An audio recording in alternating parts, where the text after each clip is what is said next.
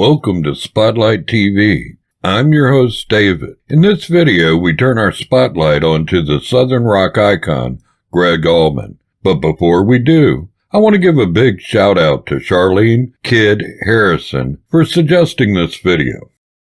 Before we begin, please hit the like, subscribe, and bell icons so you don't miss any of our upcoming videos. Gregory Lenore Allman was an American musician, singer, and songwriter.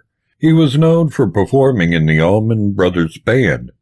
Allman grew up with an interest in rhythm and blues music, and the Allman Brothers Band fused it with rock music, jazz, and country at times. He wrote several of the band's biggest songs, including Whipping Post, Melissa, and Midnight Rider. Allman also had a successful solo career, releasing 7 studio albums. Now, he was born and spent much of his childhood in Nashville, Tennessee, before relocating to Daytona Beach, Florida, and then Richmond Hill, Georgia.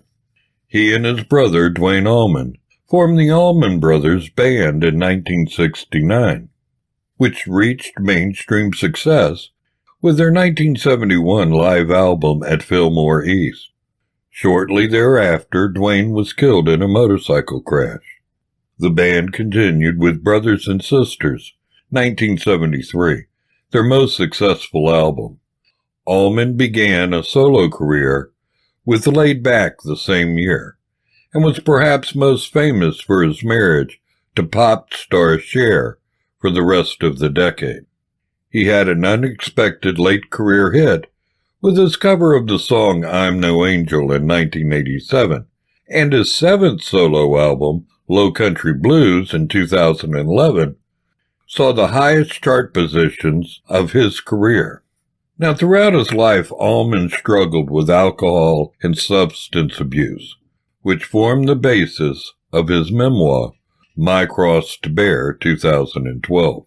His final album, Southern Blood, was released posthumously on September 8, 2017, and was recognized for his soulful voice. For his work in music, Allman was referred to as a Southern rock pioneer, and received numerous awards, including 1 Grammy Award. He was inducted into the Rock and Roll Hall of Fame and the Georgia Music Hall of Fame.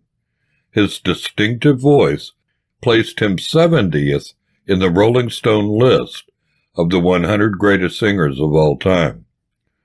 Now, he was born on December 8, 1947, at St. Thomas Hospital in Nashville, Tennessee, to Geraldine Robbins Allman and Willis Turner Allman. The couple had met during World War II in Raleigh, North Carolina, when Allman was on leave from the United States Army, and were later married. Their first child, Duane Allman, was born in Nashville in 1946.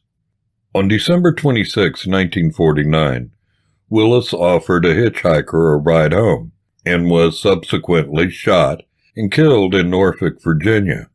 Geraldine moved to Nashville with her 2 sons and never remarried. Lacking money to support her children, she enrolled in college to become a certified public accountant. State law at the time, according to her son, required students to live on campus. As a result, Gregg and his older brother were sent to Castle Heights Military Academy in nearby Lebanon. A young Gregg interpreted these actions as evidence of his mother's dislike for him, though he later came to the understanding the reality was she was actually sacrificing everything she possibly could. She was working around the clock, getting by just by a hair, so as not to send us to an orphanage, which would have been a living hell. While his brother adapted to his surroundings with a defiant attitude, Allman felt largely depressed at the school. With little to do, he studied often and developed an interest in medicine. Had he not gone into music, he hoped to become a dentist. He was rarely hazed at Castle Heights, as his brother protected him, but often suffered beatings from instructors when he received poor grades. The brothers returned to Nashville upon their mother's graduation and moved to Daytona Beach, Florida in 1959. Allman would later recall two separate events in his life that led to his interest in music. In 1960, the two brothers attended a concert in Nashville with Jackie Wilson headlining alongside Otis Redding, B.B. King, and Patti LaBelle. Allman was also exposed to music through Jimmy Baines, a mentally handicapped neighbor of his grandmother in Nashville, who introduced him to the guitar. The Allman Brothers Band moved to Macon, Georgia, and forged a strong brotherhood, spending countless hours rehearsing, consuming psychedelic drugs, and hanging out in the Rose Hill Cemetery, where they would write songs and more. He's quoted as saying, "I'd be lying if I said I didn't have my way with a lady or two down there." In addition to Gregg, the band included Dwayne and Dickie Betts on guitar, Barry Oakley on bass, and Jamo and Butch Trucks on drums. The group remade blues numbers like Trouble No More and One Way Out, in addition to improvising jams. Gregg, who had struggled to write in the past, became the band's main songwriter, composing songs such as Whipping Post and Midnight Rider. The group's self-titled debut album was released in November 1969 through Atco and Capricorn Records, but suffered from poor sales. The band played continuously in 1970, performing over 300 dates on the road, which contributed to a larger following.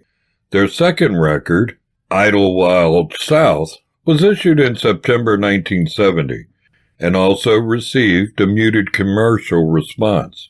Their fortunes began to change over the course of 1971, where the band's average earnings doubled. We realized that the audience was a big part of what we did, which couldn't be duplicated in a studio. A light bulb finally went off. "We needed to make a live album," said Gregg. At Fillmore East, recorded at the Fillmore East in New York, was released in July 1971.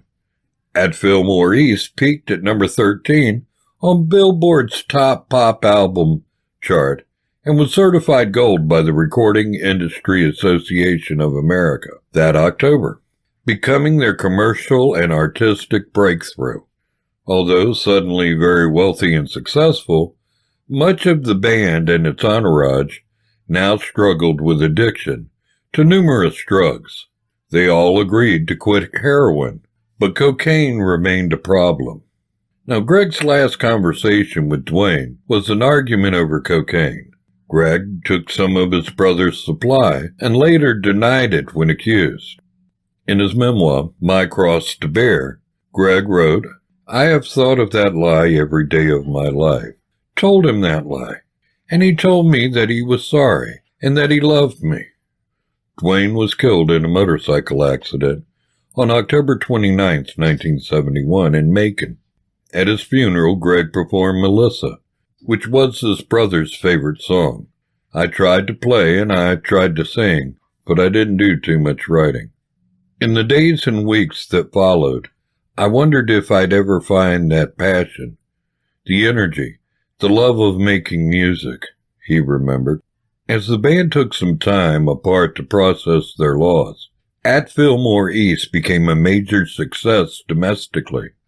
What we had been trying to do for all those years finally happened. And he was gone, Gregg remembered. He later expanded upon his brother's passing in his memoir. "When I got over being angry, I prayed to him to forgive me, and I realized that my brother had a blast. Not that I got over it. I still ain't got over it. I don't know what getting over it means, really. I don't stand around crying anymore, but I think about him every day of my life. Maybe a lot of learning how to grieve was that I had to grow up a little bit and realize that death is part of life. Now I can talk to my brother in the morning, and he answers me at night. I've opened myself to his death and accepted it, and I think that's the grieving process at work."